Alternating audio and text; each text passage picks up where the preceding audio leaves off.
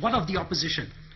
I quote Mr. Giam again during the debates, and he said this, I quote, "Robust debates which focus on the issues and the problems at hand, and where alternative solutions are proposed and properly considered, can help shape better policies which will benefit Singaporeans," end quote. I absolutely agree with him.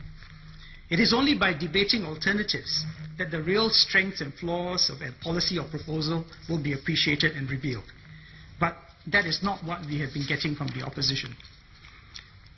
The famous English author P.G. Wodehouse, who was imprisoned by the Germans during the war, wrote that the camp commandant would issue the same instructions to the prison guards every morning. He says, "Go and find out what the prisoners are doing and tell them to stop it." The opposition in Singapore is a bit like that. One gets the impression that their role is to find out what the government is doing and then to find out what's wrong with it. Singaporeans are getting wise to such tactics.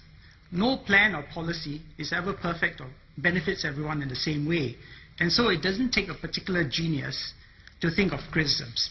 And proposing alternatives means giving proper details. Issuing meaningless motherhood milestones is not an alternative 3M framework. So let's deal with the real issues which confront us, and let's give details of what we propose to do. For example, in education, the minister is under constant pressure to reduce stress and workload for our children. But he has to ensure that there remains rigor in the system, because the education experts will tell you that rigor is an important component in any good education system.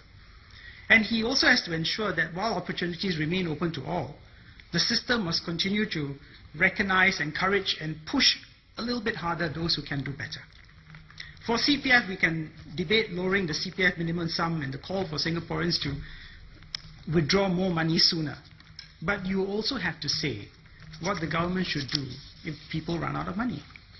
We can debate the GRC system, but you also have to say how you will otherwise ensure minority representation in this House. Or if that's not important to you, say so.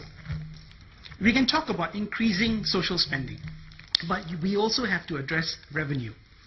Mr. Jalgram says that before the government raises GST or income taxes, it should, quote, "look first to increasing the net investment return contributions or taxes on profits derived from economically non-productive activities," end quote. If you understand that, please let me know. So what? The government should take more money set aside for future generations? What are economically non-productive activities? And how much money will that raise? I think he should be clear to all Singaporeans. Madam Speaker, the President urged us to debate our challenges, be prepared to take necessary and bold decisions, and take a long-term perspective for the common good.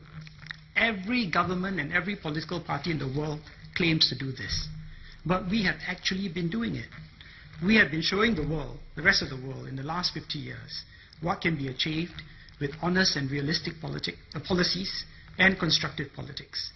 And the world has sat up and taken notice of the magic of this tiny red dot. And we hope that they will continue to do so for the next 50 years. I support the motion.